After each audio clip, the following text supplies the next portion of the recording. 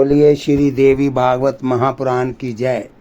आप देवी भागवत की कथा सुन रहे हैं। आज आप तीसरा स्कंद सुनेंगे। जनमेजय का श्री व्यास जी से प्रधान देवता तथा ब्रह्मांड की उत्पत्ति एवं स्वरूप के संबंध में प्रश्न, ब्रह्मा जी के द्वारा नारद जी के प्रति भगवती आद्या शक्ति के प्रभाव का वर्णन, श्री देवी जी के द्वारा दिए हुए विमान पर श्री ब्रह्मा विष्णु महेश का विविध लोकों में गमन, वहाँ के विलक्षण दृश्यों को देखते हुए अंत में भगवती के दिव्य द्वीप में पहुँचना। जनमेजय ने पूछा, भगवान आपने अम्बा यज्ञ अर्थात परम पवित्र नवरात्र व्रत करके उनके द्वारा देवी के आराधन करने की आज्ञा दी है, अतः वह कौन देवी है, कैसी और कब प्रकट हुई, उसके परधारने का क्या उद्देश्य है तथा वह किन गुणों से विभूषित है, अम्बा यज्ञ किस प्रकार होता है, उसका कैसा रूप है और क्या विधान है। दयानिधे आप सर्वज्ञान संपन्न हैं, विधिवत सब वर्णन करने की कृपा कीजिए। ब्राह्मण साथ ही विस्तार पूर्वक ब्रह्मांड की उत्पत्ति भी कहिए, क्योंकि भूदेव ब्रह्मांड के विषय में जो कुछ कहा गया है तथा वह जैसा जो है, ये सभी बातें आप जानते हैं। मैंने सुना है कि ब्रह्मा विष्णु और रुद्र ये तीन सगुण देवता हैं। कर्मशा सृष्टि पालन और संहार के कार्य का उत्तरदायित्व इन पर रहता है। पराशर नंदन व्यास जी, अब मैं इनके संबंध में विस्तार पूर्वक सुनना चाहता हूँ, आप बतलाने की कृपा करें। व्यास जी कहते हैं, राजन तुम्हारी बुद्धि बड़ी विशाल है। अभी तुमने जो पूछा है कि ब्रह्मा आदि की उत्पत्ति कैसे हुई, सो वह महान कठिन विषय है। उसमें अनेक प्रश्न उठ जाते हैं। यही प्रश्न पूर्व समय में मैंने नारद जी से किया था। उन्होंने जो उत्तर दिया वह मुझे याद है। राजन कहता हूँ सुनो। एक समय की बात है, गंगा के तट पर सर्व ज्ञान संपन्न मुनिवर नारद जी विराजमान थे। वेद के सर्वोत्कृष्ट ज्ञाता उन मुनि का मुझे दर्शन हुआ। वह बड़े शांत स्वरूप थे। उन्हें देखकर मुझे बड़ी प्रसन्नता हुई। मैं सामने जाकर उनके चरणों पर लौट गया। उन्होंने आज्ञा दी। तब समीप में ही एक सुंदर आसन पर मैं जा बैठा। उस समय मुनिवर नारद जी गंगा के तट पर एक निर्जन स्थान में बिछी हुई भालू पर बैठे थे। कुशल प्रश्न हो जाने के पश्चात मैंने नारद जी से पूछा। मैंने कहा, मुने आप बुद्धिमान हैं, मुझे ये बताने की कृपा कीजिए कि इस विस्तृत ब्रह्मांड के प्रधान कर्ता कौन है। मुनिवर, ये ब्रह्मांड कहाँ से उत्पन्न हो गया। द्विजवर, साथ ही ये भी बताइए कि ये ब्रह्मांड विनाशशील है अथवा सदा रहने वाला है। इसकी रचना करने वाला कोई एक है अथवा बहुत से इनके रचयिता हैं। कर्ता के अभाव में कार्य का होना असंभव है। ये प्रश्न मेरे मन में उठा करता है। कुछ लोग भगवान शंकर को परम कारण मानकर जगत का रचयिता बतलाते हैं। वह कहते हैं, देवादिदेव भगवान शंकर अविनाशी पुरुष हैं। उनका कभी जन्म और मरण नहीं होता। वह आत्मा में रमण करने वाले हैं। देवताओं पर भी उनका शासन बना रहता है। तीनों गुण रहते हुए भी उनसे वह निर्लिप्त रहते हैं। वह संसार रूपी सागर से उद्धार करने के लिए सदा तत्पर रहते हैं। अतः वह ही सृष्टि स्थिति और संहार के आदि कारण है। दूसरे कई लोग भगवान विष्णु की प्रशंसा किया करते हैं। वह शक्तिशाली पुरुष अव्यक्त अखिल ऐश्वर्यों से संपन्न पार ब्रह्म परमात्मा है। उनकी कृपा से भक्ति और मुक्ति दोनों सुलभ हो जाती हैं। वह शांत स्वरूप हैं। सभी और उनका मुख है, वह व्यापक पुरुष हैं। विश्व को शरण देना उनका स्वभाव ही है। वह कभी जन्मते और मरते नहीं। कुछ दूसरे लोग ब्रह्मा जी को सृष्टि का प्रधान कारण बतलाते हैं। उनका कथन है कि ब्रह्मा ही सर्ववेता पुरुष हैं। संपूर्ण प्राणियों की प्रगति का श्रेय उन्हीं के ऊपर है। वह देवादिदेव चतुर्मुख ब्रह्मा विष्णु के नाभि कमल से प्रकट हुए हैं। कुछ दूसरे वेदवादी जन सर्वेश सूर्य को जगत सत्रष्टा कहते हैं। वह सावधान होकर प्रायः साय उनकी स्तुति और जशोगान किया करते हैं। कितने लोग शतक्रतु इंद्र को प्रधान मानकर यज्ञ में उनकी उपासना करते हैं। वह कहते हैं देवराज इंद्र के 1000 आंखें हैं तथा वह संपूर्ण प्राणियों के साक्षात स्वामी हैं। यज्ञेश, सुरेश एवं त्रिलोकेश कहलाने का उन्हें अधिकार प्राप्त है। वह शची के स्वामी, यज्ञों के भोक्ता, सोम रस पीने वाले एवं सोमों के प्रेमी हैं। कुछ दूसरे संप्रदाय वाले वरुण, सोम, अग्नि, पवन, यम, कुबेर एवं गणराज गणेश जी को प्रधान देवता मानते हैं। कहते हैं कि गजवंदन गणेश जी संपूर्ण कार्य सिद्धि कर देते हैं। उनका स्मरण करने से ही सिद्धि सुलभ हो जाती है। वह यथेच्छ कार्य सिद्ध करने वाले देवता हैं। कितने आचार्य भवानी को संपूर्ण मनोरथ पूर्ण करने वाली बतलाते हैं। वह यदि माया महाशक्ति एवं परम पुरुष के साथ रहकर कार्य संपादन करने वाली प्रकृति है। ब्रह्मा के साथ उनका भेद संबंध है।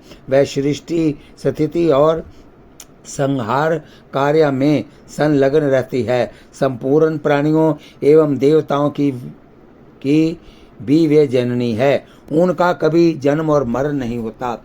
वे पूर्णतामयी देवी प्राणियों में व्यापक रूप से विराजमान रहती है। वह अखिलेश विश्व की आदिश्वरी है। सगुण, निर्गुण एवं कल्याणमय उनका विग्रह है। वैष्णवी, शांभवी, ब्राह्मणी, वासवी, वारुणी, वाराही, नरसिंगी तथा अद्भुत महालक्ष्मी नाम से वह विख्यात है। उन्हीं से वेद प्रकट हुए हैं। वह ही विद्या कहलाती है। उन्हीं के आधार पर संसार रूपी वृक्ष टिका है। वे संपूर्ण दुखों को दूर कर देती है। उनका स्मरण करने से ही मनुष्य समस्त काम्या वस्तुओं को प्राप्त कर लेता है। वह मुक्ति चाहने वालों को मुक्ति और फल चाहने वालों को अभीष्ट फल देती है। उनका स्वरूप सत्व, रज और तम इन तीनों गुणों से परे है। गुणों का विस्तार उन्हीं से होता है। वह निर्गुण होते हुए भी सगुण है। अतएव फल चाहने वाले पुरुष उनका ध्यान करते हैं। बोलिए वृंदावन बिहारी लाल की जय। कितने श्रेष्ठ मुनि कहते हैं कि जो निरंजन, निराकार, निर्लेप, निर्गुण, अरूप एवं व्यापक ब्रह्म है, उन्हीं से जगत की सृष्टि हुई है। कहीं कहीं वेद और उपनिषद में वह ही ब्रह्मा तेजोमय बतलाए गए हैं। वह प्रधान पुरुष हैं। हजारों मस्तकों, आँखों, कानों, हाथों, मुखों और चरणों से वह संपन्न है। आकाश श्री विष्णु का चरण है। ये बात स्पष्ट रूप से कही गई है। विद्वान पुरुष शांत, निरंजन, विराट पुरुष को ही प्रधान बताते हैं। कुछ दूसरे प्राचीन रहस्य के जानकार लोग उन्हें पुरुषोत्तम कहते हैं। कुछ अन्य संपादय के सदस्य कहते हैं कि कभी भी कोई विशिष्ट न रहा है और न है। कुछ लोग कहते हैं कि ये सारा ब्रह्मांड अनीश्वर है। कभी भी कोई विशिष्ट पुरुष इसकी रचना नहीं करते। ये जगत अचिंत्य है, सदा बना रहता है। कोई इसका अधिष्ठाता नहीं है। स्वाभाविक ढंग से ही ये उत्पन्न हो जाता है। प्रकृति पुरुष भी इनके कर्ता नहीं कहे जाते। देवताओं में सभी सत्व गुण विद्यमान हैं। उनमें सत्य धर्म की प्रतिष्ठा भी है। किंतु दुरात्मा दानव उन्हें सदा पीड़ा पहुंचाया करते हैं। फिर धर्म की मर्यादा कहाँ रही? मेरे वंशज पांडव बड़े धर्मात्मा थे, उनके द्वारा सदा धर्म का पालन होता था, फिर भी उन्हें भांति भांति के दुखों का सामना करना पड़ा। मुनिवर, आप शक्तिशाली पुरुष हैं, मेरे मन का संदेह दूर करने की कृपा करें। मुने, ज्ञान रूपी नौका द्वारा संसार समुद्र से आप मेरा उद्धार कर दें। ये संसार मोह रूपी जाल से परिपूर्ण है, मैं इसमें डूबता गिरता एवं अचेत पड़ा रहता हूँ। व्यास जी कहते हैं, महाबाहु, कुरुवंशी राजाओं में तुम सर्वश्रेष्ठ राजा हो। तुमने जो बातें पूछी हैं वह ही मैंने मुनिवर नारद जी से पूछी थी। नारद जी कहते हैं, व्यास जी, प्राचीन समय की बात है, यही संदेह मेरे हृदय में भी उत्पन्न हो गया था। तब मैं अपने पिता अमित तेजस्वी ब्रह्मा जी के स्थान पर गया और उनसे इस समय जिस विषय में तुम मुझसे पूछ रहे हो उसी विषय में मैंने पूछा। मैंने कहा, पिताजी, ये संपूर्ण ब्रह्मांड कहाँ से उत्पन्न हुआ है? विभु, आपने सम्यक प्रकार से इसकी रचना की है, अथवा विष्णु इस विश्व के रचयिता हैं, या शंकर ने इनकी सृष्टि की है? जगत प्रभु, आप विश्व के आत्मा हैं, सच्ची बात बताने की कृपा करें। किन देवताओं की पूजा करनी चाहिए तथा कौन देवता सबसे बड़े सर्वसमर्थ हैं? निष्पाप ब्रह्मा जी, इन सभी प्रश्नों का समाधान करके मेरे हृदय के संदेह को दूर करने की कृपा कीजिए। सत्यवती नंदन व्यास जी, इस प्रकार मेरे प्रश्न करने पर लोक पितामह ब्रह्मा जी मुझसे कहने लगे। ब्रह्मा जी ने कहा, बेटा, मैं इस प्रश्न का क्या उत्तर दूं? ये प्रश्न बड़ा ही जटिल है। महाभाग, तुम भगवान विष्णु से इसका समुचित समाधान पा सकते हो। महामते, इस संसार में कोई भी रागी पुरुष ऐसा नहीं है जिसे ये रहस्य विदित हो। जो त्यागी, आकांक्षा रहित एवं ईर्ष्या शून्य है, वही इसके रहस्य को जान सकता है। पूर्व काल में सर्वत्र जल ही जल था। सथावर जंगम जितने प्राणी हैं, इनमें कोई भी नहीं थे। तब कमल से मेरी उत्पत्ति हुई। उस समय मुझे सूर्य, चंद्रमा, वृक्ष तथा पर्वत कोई भी दिखाई नहीं पड़े। मैं कमल की कर्णिका पर बैठकर विचार करने लगा, इस अगाध जल में मैं कैसे उत्पन्न हो गया, कौन मेरा रक्षक है, तथा इस प्रलय काल में सृष्टि एवं संहार करने वाले कौन विशिष्ट पुरुष हैं। कहीं भी स्पष्ट रूप से भूमि भी नहीं दिखती जिस पर ये जल टिका हुआ है। ये कमल कैसे उत्पन्न हुआ? रूढ़ एवं यौगिक दोनों अर्थों में कोई इनका कारण होना ही चाहिए। यौगिक अर्थ करने पर इसका मूल कारण पंख होता है, जड़ इसकी। तो अब देखूं कि ये पंख है कहाँ। जहाँ वह मूल कारण पंख होगा उसके नीचे पृथ्वी अवश्य होगी। जो विचार करके मैं जल में उतरा, 1000 वर्ष तक पृथ्वी का अन्वेषण करता रहा। इस पर भी मुझे उस जल का कहीं और शोर नहीं मिला।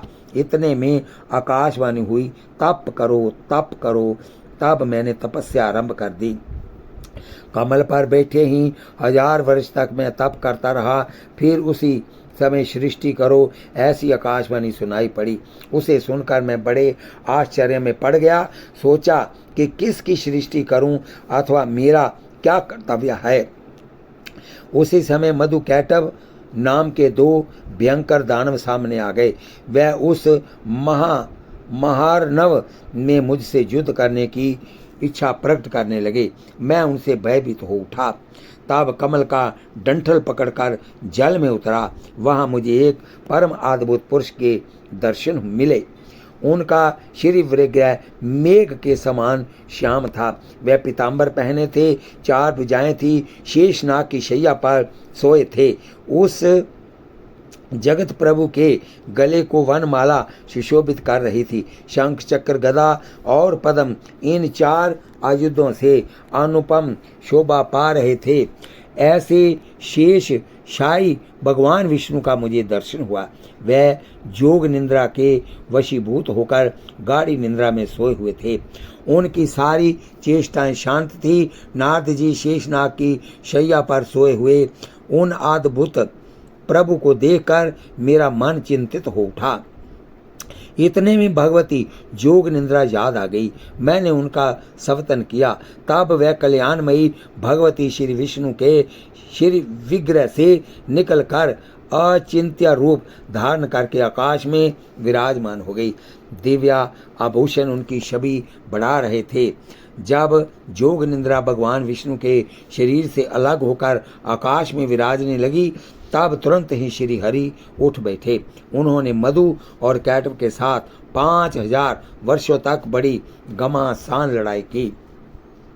तब वह दैत्य मरे। पहले देवी के कटाक्ष से मधु और कैटव मोहित हो गए थे। इसके बाद भगवान विष्णु ने गोद में लटाकर उन्हें वहीं प्राणों से रहित कर दिया। अब वहां मैं और भगवान विष्णु दो थे। वहीं रुद्र भी प्रकट हो गए। हम तीनों को भगवती आदि शक्ति के दर्शन हुए। उन्हें देखकर मन मुग्ध हो गया। हमने उनकी उत्तम स्तुति की। तब वह आदि शक्ति हम लोगों से कहने लगी।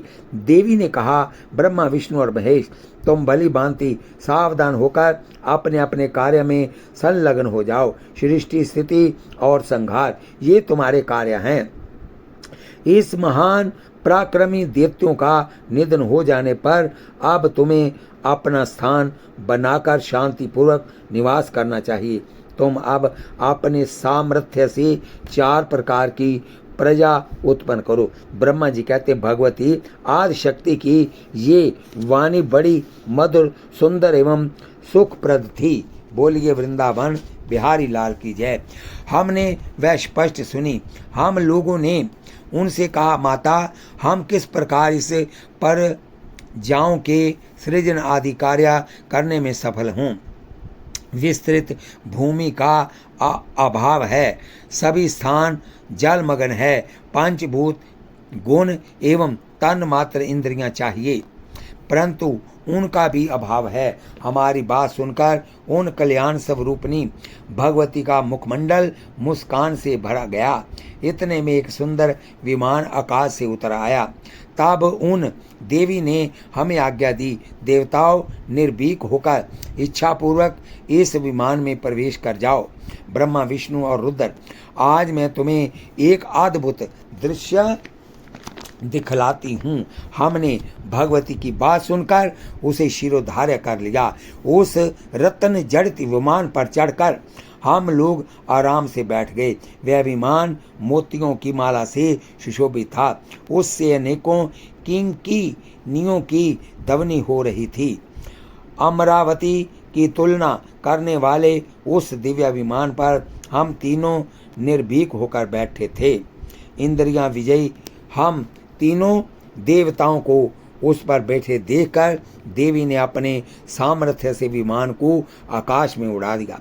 ब्रह्मा जी कहते हैं, मन के समान तीव्र गति से चलने वाला वह विमान जिस अपरिचित स्थान पर गया, वहां संपूर्ण फलों से लदे हुए अनेक सुंदर वृक्ष थे। कोकिलों की काकली उन वृक्षों की शोभा बढ़ा रही थी। विस्तृत भूमि, बहुत से पर्वत, वन और उपवन उस स्थान को सुशोभित कर रहे थे। स्त्री, पुरुष, पशु, पवित्र नदी, बावली, कुएं, पोखरें, गड्ढे और झरने वहां अनगिनत थे। आगे एक अत्यंत सुंदर नगर दिखाई पड़ा।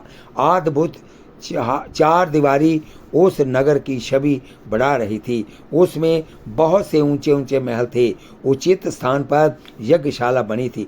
उस नगर को देखकर उसका परिचय प्राप्त करने की मन में इच्छा उत्पन्न हुई। सोचा, ये स्वर्ग हो, पर किसने इसकी रचना की है। वस्तुतः वह नगर बड़ा ही अद्भुत था। वहाँ के राजा देवताओं के समान दिव्य पुरुष थे। शिकार खेलने के विचार से वह वन में घूम रहे थे। उन्हें तथा विमान पर बैठी हुई भगवती जगदम्बिका को भी हमने देखा। इतने में हमारा विमान हवा का बल पाकर आकाश में मंडराने लगा। क्षण भर बाद ही वह एक दूसरे सुंदर प्रदेश में जा पहुंचा। वहां हमने देखा अनुपम नंदनवन था। पारिजात की सघन छाया के नीचे सुरभि गौ बैठी थी। पास में ही ऐरावत हाथी विराजमान था। सैकड़ों अप्सराएं, यक्ष, गंधर्व और विद्याधर उस पारिजात के उपवन में गाते एवं विहार करते थे। देखा तो वहीं महाभाग इंद्र भी थे। उनके समीप उनकी प्राण प्रिया शची विद्यमान थी। उस स्वर्ग के दृश्य को देखकर हम आश्चर्यचकित हो गए। जल के स्वामी वरुण, कुबेर, जमराज, सूर्य और अग्नि आदि देवता भी वहां विराजमान थे। उन्हें देखकर हमारे आश्चर्य की सीमा न रही। वह नगर भली भांति सजाया हुआ था। वहां के राजा इंद्र ही थे। वह शांत चित्त होकर ताम जान पर बैठे और नगर के बाहर चले आए। हम लोग विमान पर बैठे बैठे ये कौतुक देख रहे थे।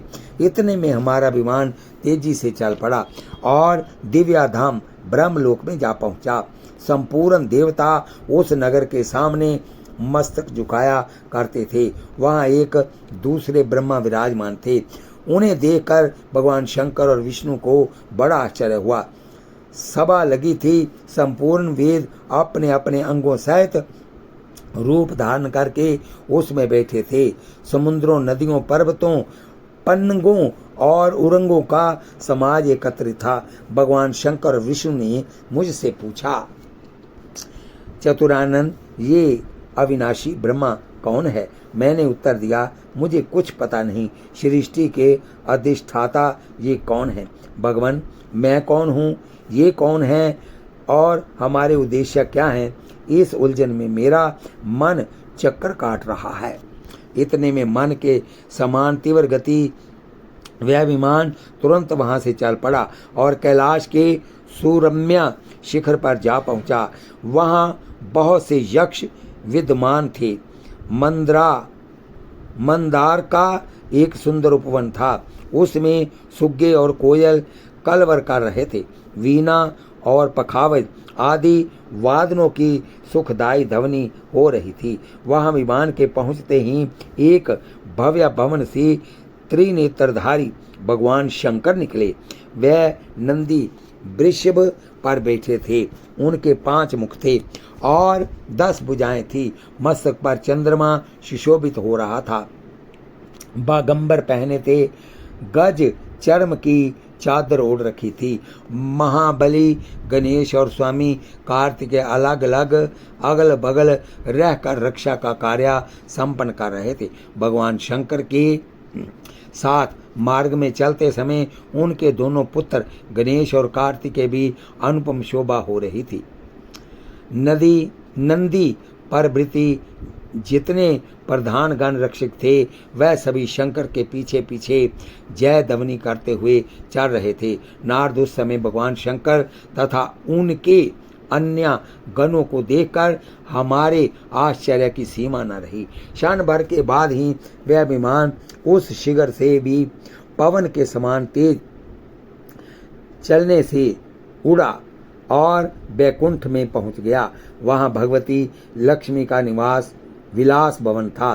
बेटा नारद, वहां मैंने जो संपत्ति देखी उसका वर्णन करना मेरे लिए संभव है। उस उत्तम पुरी को देखकर विष्णु का मन आश्चर्य के समुद्र में गोता खाने लगा। वहां कमल लोचन श्री हरि विराजमान थे।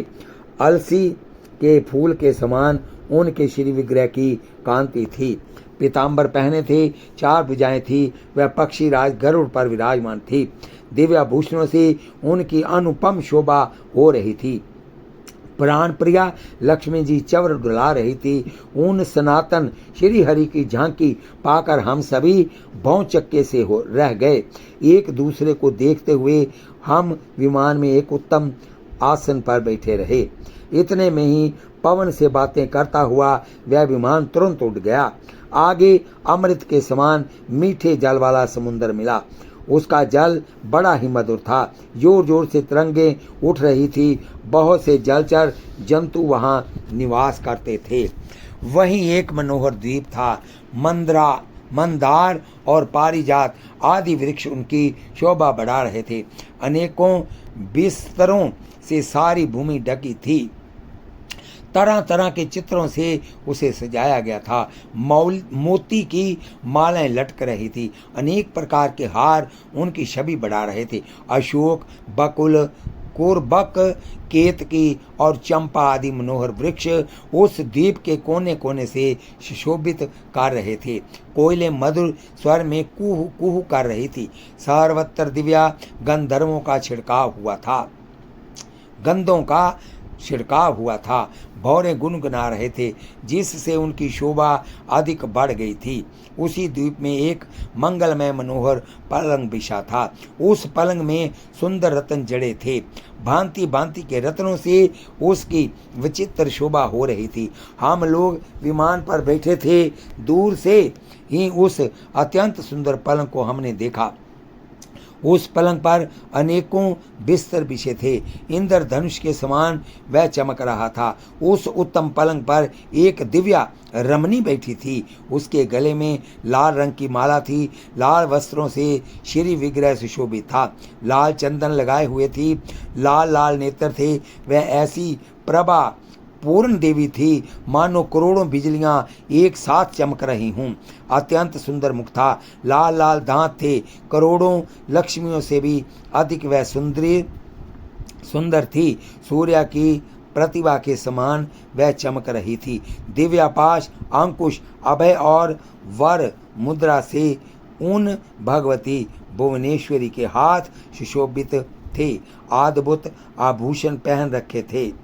वैसी सुंदरी स्त्री को मैंने कभी नहीं देखा था। पास में अनेकों साधक बैठकर हरिम इस मंत्र का जप कर रहे थे। सबके हृदय में वास करने वाली वह अखिल जगत की अधिष्ठात्री देवी थी।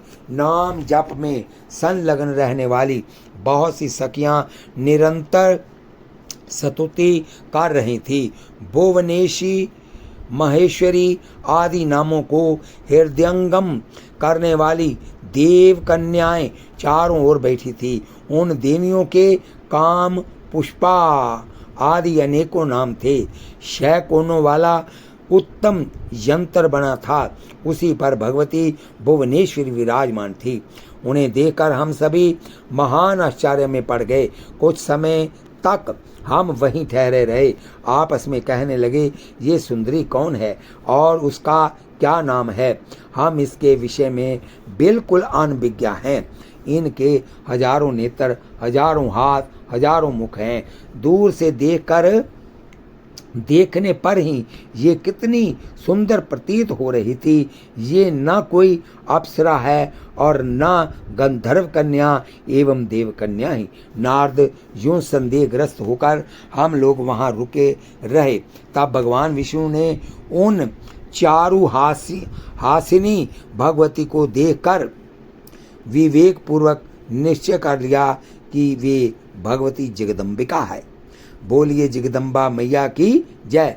तब उन्होंने कहा कि ये भगवती हम सभी की आदि कारण है, महाविद्या है, महामाया इनके नाम हैं।